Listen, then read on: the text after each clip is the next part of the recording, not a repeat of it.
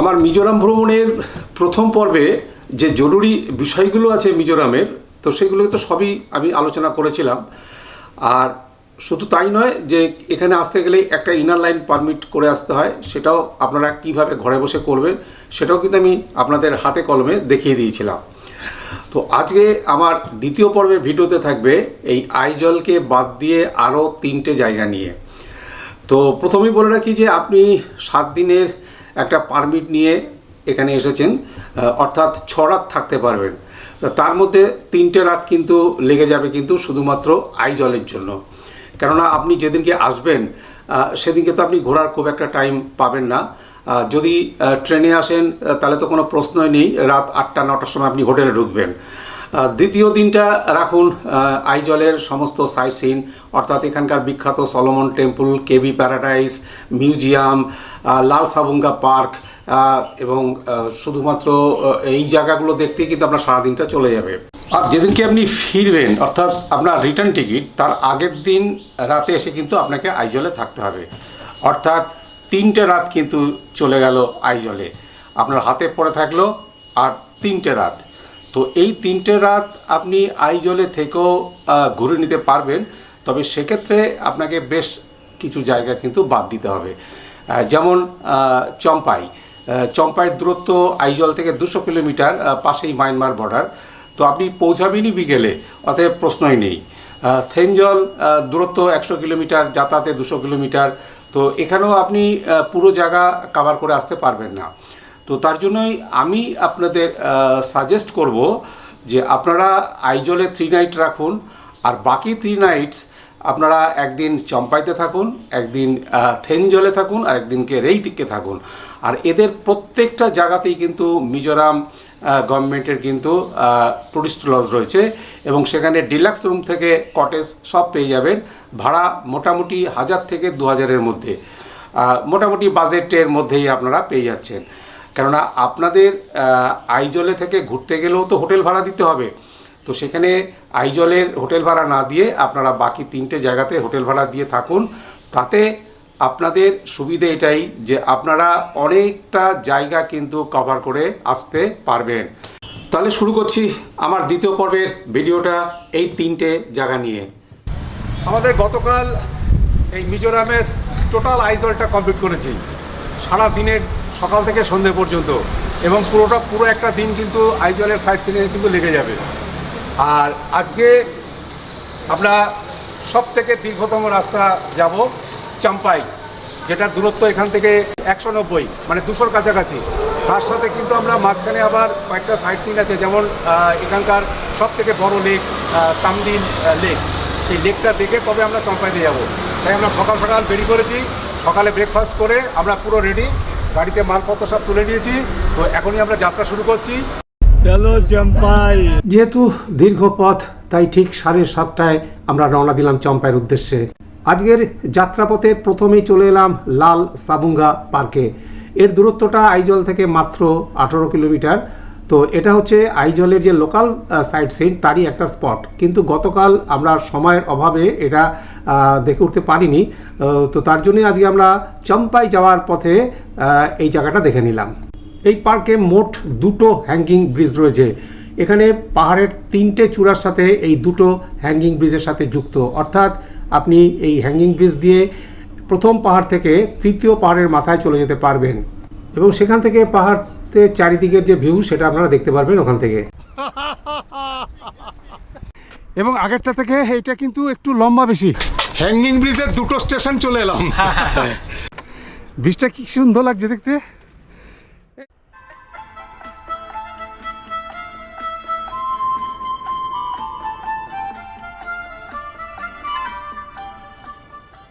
চম্পাই যাওয়ার পথে দেখে নিন মিজোরামের বৃহত্তম এই ন্যাচারাল লেক তামদিল লেক। তো এখানে বোটিংয়ের ব্যবস্থা আছে, অনেকে বোটিং করছেও দেখছি।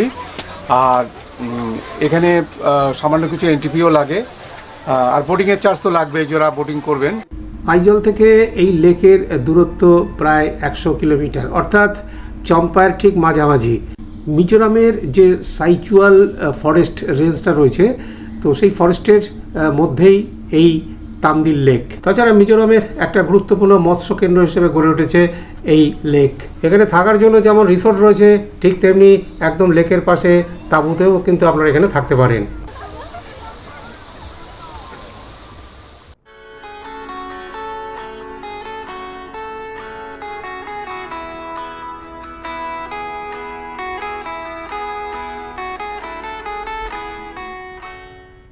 আজকের দীর্ঘ পথ অতিক্রম করে যখন চম্পাইতে এসে পৌঁছালাম তখন সূর্য অস্তগামী। এই চম্পাইতে আমাদের বুকিং রয়েছে মিজোরাম গভর্নমেন্টের ট্যুরিস্ট লজ। এদের 3 রকম ক্যাটেগরির রুম রয়েছে, ভাড়া 1000 থেকে 2000 টাকা পর্যন্ত। এখানে কটেজও পেয়ে যাবেন, কটেজের ভাড়া 1500 টাকা। এই হচ্ছে পরপর 3টে কটেজ রয়েছে, কিন্তু আমাদের যেহেতু 8 জন, আমরা 4টে ঘর লাগবে, তাই আমরা কটেজ করতে পারিনি।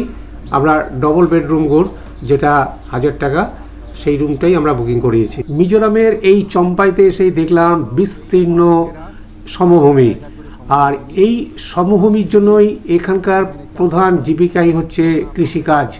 তবে এখন চম্পাই রীতিমতো একটা শহরে পরিণত হয়েছে। যেহেতু পাশেই মায়ানমার, তাই একটা আন্তর্জাতিক বাণিজ্য কেন্দ্র হিসেবে গড়ে উঠেছে এই চম্পাই। কালকে আমরা যখন এই চম্পাইতে এলাম তখন তো মানে মুষলধারে বৃষ্টি, এবং খুব একটা মানে বিকেল কিন্তু ছিল না, কিন্তু পুরো অন্ধকার হয়ে গেছিলো, তো আমরা আর বেরোতে পারিনি। তো যাই হোক, আজকে সকালবেলা একদম ঝকঝকে আকাশ, পরিষ্কার আকাশ। পাহাড়ে তো এটাই আমরা দেখেছি, রাতে বৃষ্টি হলে পরের দিন সকালে পুরো আকাশ পরিষ্কার হয়ে যায়। আজকেও ঠিক তাই হলো। তো যাই হোক, আমরা একদম ফুল এনার্জি নিয়ে বেরোচ্ছি। আজকে আমাদের প্রথম স্পট হচ্ছে এখান থেকে 30 কিলোমিটার দূরে মায়ানমার বর্ডার।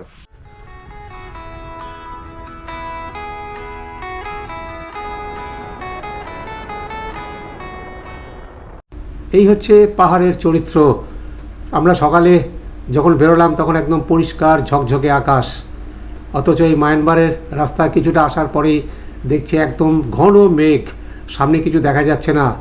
মেঘ একদম গাড়ির জানলা দিয়ে গাড়ির ভেতর ঢুকে যাচ্ছে।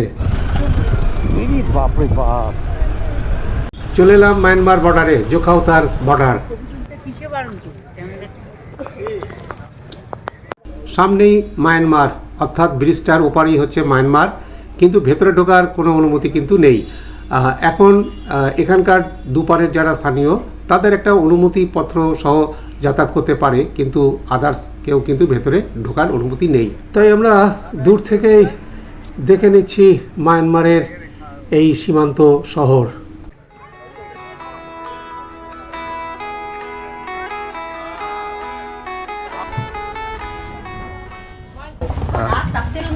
Terus dalega kurang.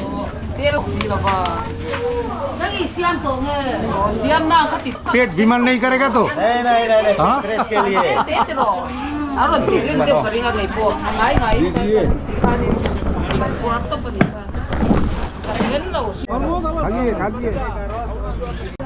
बहुत अच्छा है, बहुत अच्छा। তো এটা খেয়ে যা বুঝলাম যে এখানে আখের রস, তার সাথে লেবু মিশিয়ে সামান্য একটু বিট নুন দিয়ে একটা শরবত বলতে পারেন।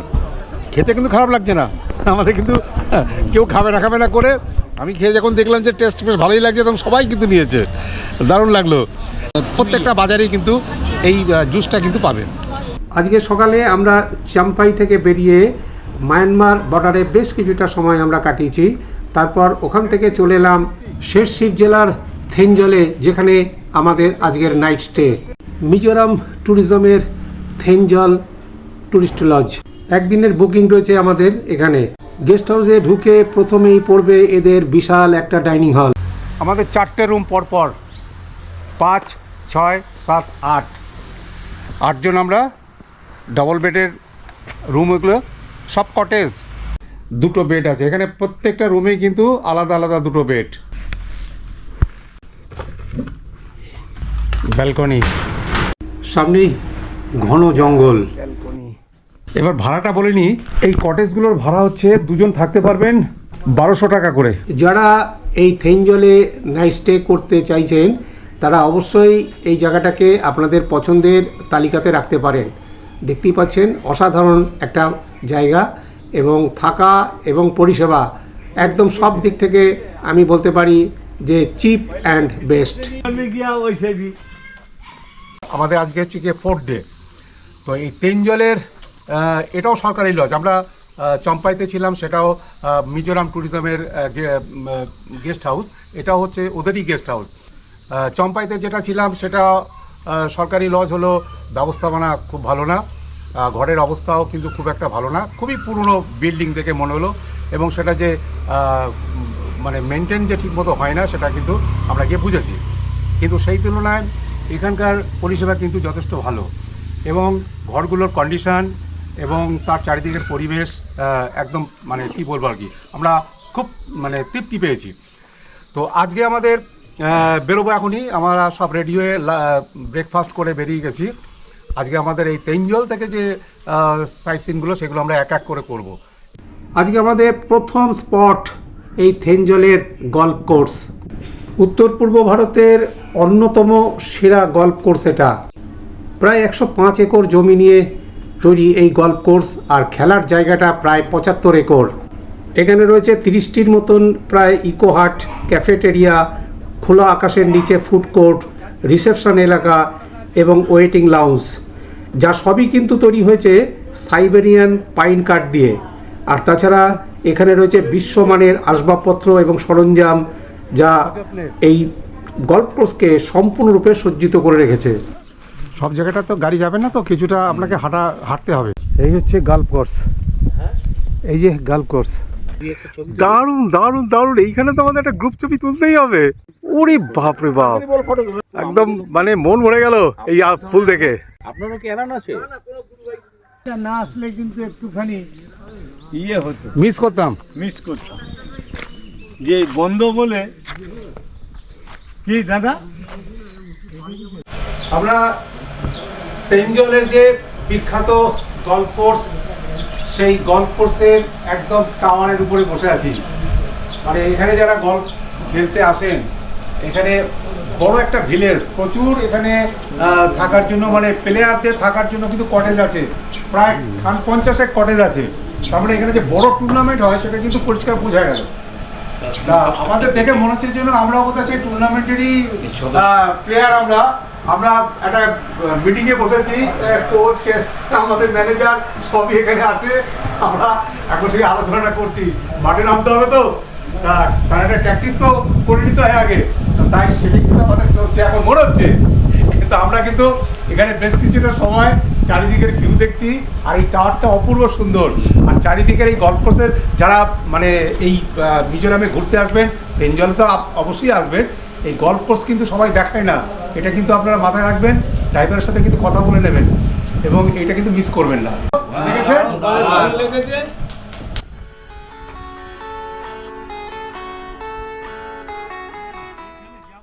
চলে এলাম তুইরি হিয়াও জলপ্রপাতে। এই জলপ্রপাতটা দেখার জন্য এক একজনের প্রবেশ মূল্য লাগবে 100 টাকা। গভীর জঙ্গলের ভেতর দিয়ে রাস্তা, জঙ্গল অ্যাডভেঞ্চার। কটা সিঁড়ি আছে সেটা লাস্টে বলবো, আমাদের কাউন্টিং চলছে। 132টা সিঁড়ি পার করে, তারপরে কিছুটা র্যাম্প করা আছে মাঝখানে, আবার এই লাস্ট স্টেপিংটাও কিন্তু র্যাম্প করা, কিন্তু মাঝখানে সিঁড়ি আছে টোটাল 132টা। এবার কিন্তু কাউন্টিং করে আমরা ফাইনাল সিঁড়ির স্টেপিংটা কিন্তু বলে দিলাম। আর সামনেই জলের আওয়াজ শুনেই বুঝতে পারছেন যে আমরা খুব কাছাকাছি চলে এসেছি, একদম ফলসের কাছে। যেহেতু এটা শীতকাল, তাই এখানে কিন্তু জলের ধারা কিন্তু সেইভাবে নেই, কেননা ফলসের চেহারা তখনই দেখা যায় যখন মুষলধারে বৃষ্টি চলে, অর্থাৎ বর্ষার সময়। তবে এখানকার ভিউটা কিন্তু অসাধারণ, অসাধারণ ভিউ। এখানে জলের ধারাটার বেগ কম, যেহেতু এটা শীতকাল, বহুদিন বর্ষা হয়নি, তাই বেগটা কিন্তু কম। কিন্তু চারিদিকের যে ভিউটা, চারিপাশের যে ভিউটা দেখে বুঝতেই পারছেন যে একটা নিঝুম নিস্তব্ধ পরিবেশ, তার মাঝখানে এই জলের ধারার আওয়াজ। সুন্দর সুন্দর জায়গাটা, খুব ভালো লাগছে। এখান দিয়ে ওর ওপরে ওঠা যাবে, যদি একটুখানি রিস্ক নিয়ে যেতে পারেন তাহলে উপরে উঠতে পারবেন। এই যে আমি যেমন ওপরে উঠে পড়লাম, একদম উপরে, যেখান থেকে জলটা নিচে নেমে আসছে ঠিক সেই পর্যন্ত আপনারা চলে যেতে পারবেন। তবে খুব সাবধান, যেহেতু এখানে একটুখানি স্লিপারি, তাই খুব সতর্কভাবে কিন্তু আপনাদের নামতে হবে। ওপর থেকে জলও পড়ছে, খুব একটা মারাত্মক রিস্ক কিন্তু নয়, ইজিলি আসতেই পারেন। এই যে চলে এলাম একদম ধারার নিচে। তখন ধারা ছিল সামনে, আর আমি এখন ধারার পেছনে চলে এসছি। কি বিউটিফুল, অপূর্ব অপূর্ব। চলে এলাম আমরা এই সামনে, জল যেখানে আশ্রে পড়ছে সেই জায়গাটায়। অপূর্ব, একদম গুহা, এটা হচ্ছে ন্যাচারাল গুহা। একটা টাওয়াল যদি সাথে থাকে তাহলে এই ঝর্ণার জলে আপনারা স্নানও করে নিতে পারবেন। বিশাল বড় গাছের শেকড় এখানে ঝুলছে, শুধু শেকড়গুলো ঝুলছে দেখছি, একদম জড়িয়ে আছে শেকড়গুলো। আর ওই হচ্ছে উপরে গাছ, কুয়ার উপরে যে ছাদটা, সেই ছাদের উপরটা কিন্তু আবার লেভেল, মানে পুরো মনে হচ্ছে যেন ঢালাই ছাদ, কিন্তু এটা টোটালটাই কিন্তু প্রাকৃতিক। দুপাশে এই পাহাড়টা, আর তার ঠিক মাঝখানে এই ছাদ, আর পেছনে দেখতেই পাচ্ছেন যে ঘন জঙ্গল, বড় বড় গাছ, হেভি শক্ত হেভি শক্ত।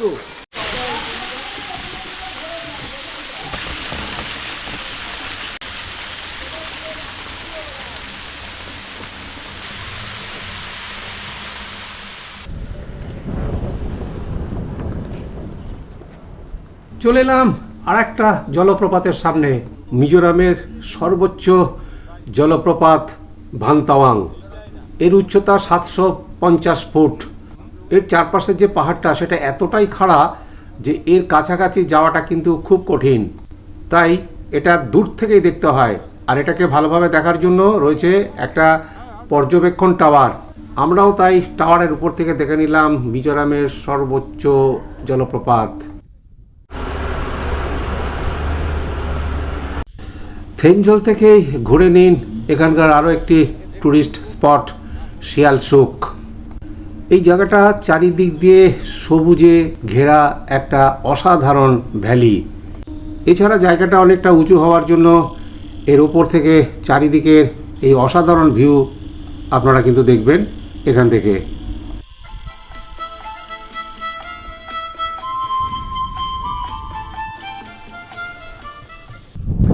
বসার জায়গা আছে, দোলনা আছে। ছোটবেলার কথা মনে পড়ছে? হ্যাঁ, ছোটবেলার কথা মনে পড়ছে যে আমরা দোলনায় চড়তাম, সেইটা এখন বুড়ো বয়সে আবার তার পূর্ণতা লাভ পেল। আচ্ছা, তার মানে সেই ছোটবেলার স্মৃতি ফিরে আসছে।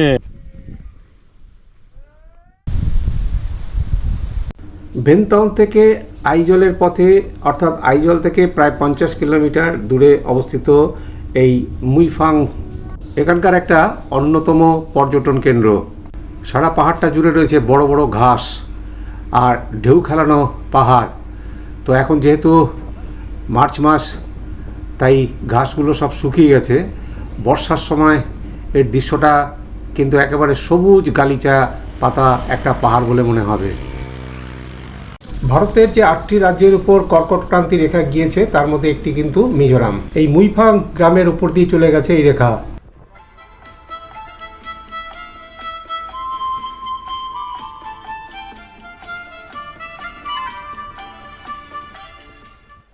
থেঞ্জলের পর্ব মিটিয়ে আমরা চলে এলাম রেইকে। এটা হচ্ছে রেইকের মিজোরাম গভর্নমেন্টের ট্যুরিস্ট লজ। তো এখানেও আমাদের একদিনের বুকিং রয়েছে।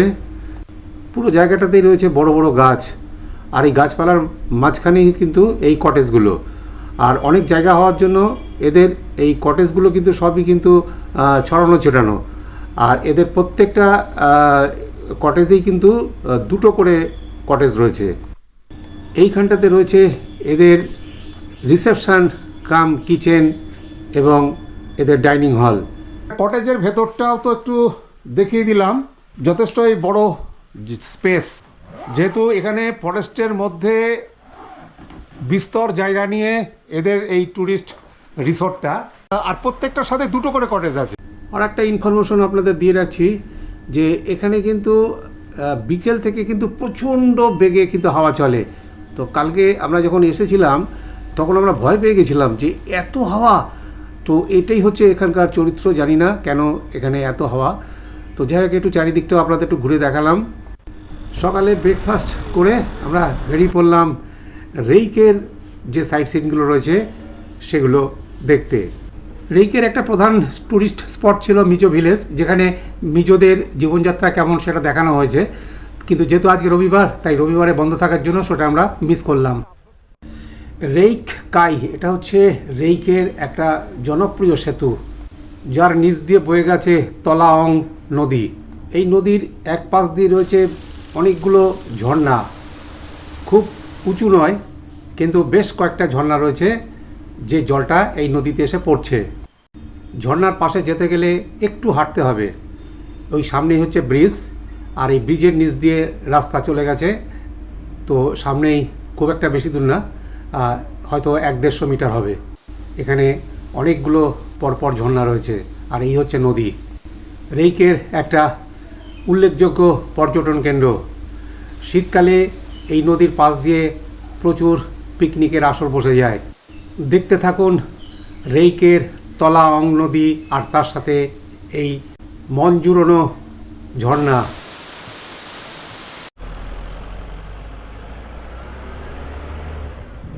সব ফ্রেশ মাছ, একটাও কিন্তু ওই বরফের না, लोकल मछली লোকাল মাছলি, বহুত টেস্টি।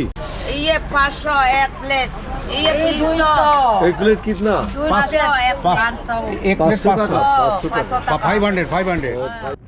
রেইকের ভ্রমণ শেষ করার সাথে সাথেই আমাদের মিজোরাম ভ্রমণের সমাপ্ত। আমরা এখন ফিরে যাচ্ছি আইজলের দিকে। আজকে আমাদের চেক আউট সোজা এয়ারপোর্ট। আমরা 11:50 ফ্লাইট ধরবো ইন্ডিগোর। 1 ঘন্টা সময় লাগে, অর্থাৎ 12:50 আমরা কলকাতায় পৌঁছে যাব। আশা করছি 1টা থেকে 1:30টার মধ্যে আমরা সকলেই বাড়িতে পৌঁছে যাব। তো এখানে টোটাল আমাদের মিজোরাম ভ্রমণের প্রত্যেকটা স্পটের যতটা ডিটেলস দেওয়ার আমি দিয়ে দিয়েছি। এবার লাস্ট ফিনিশিং যেটা বলবো সেটা হচ্ছে যে আমাদের এই 7 দিনের প্রোগ্রামে আমাদের এক একজনের সব কিছু, গাড়ি ভাড়া, হোটেলে থাকা, খাওয়া, ইনক্লুডিং এনটিপি, সব কিছু ধরে আমাদের টোটাল খরচা হয়েছে এক একজনের 17,000, অর্থাৎ 17,000। 17,000ও হয়নি, 17,000-এর মধ্যে, যেটা আপনারা বিভিন্ন কলকাতার প্যাকেজে যদি আসেন তাহলে 30+, 32-35 এরকম নিচে কিন্তু হবে না। তাহলে আপনারা যদি নিজেরা চলে আসতে পারেন, এবং যদি আপনাদের গ্রুপ থাকে, একা সেটা সম্ভব নয়, যদি গ্রুপ থাকে তাহলে আপনারা কিন্তু খুব সস্তায়, একদম চিপ এই মিজোরাম কিন্তু ঘুরে যেতে পারবেন। আমরা 4 দিন এই আইজলে কাটিয়েছি, মানে 4 Knights.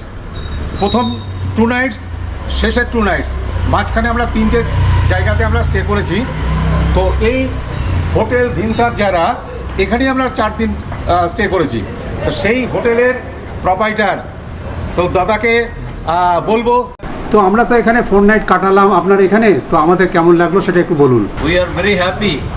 All these 8 people from Kolkata, they've come, they've enjoyed their stay in Mizoram. I wish whoever is viewing this vlog, please also come. Welcome to Mizoram. Thank you. Thank you. তো আমরা এয়ারপোর্টের দিকে যাত্রা শুরু করে দিয়েছি। এখানকার একমাত্র এয়ারপোর্ট লেংপুই এয়ারপোর্ট, এখান থেকেই আমাদের ফ্লাইট। আমাদের বোর্ডিং পাস করিয়ে আমরা এগোচ্ছি ফ্লাইটের দিকে।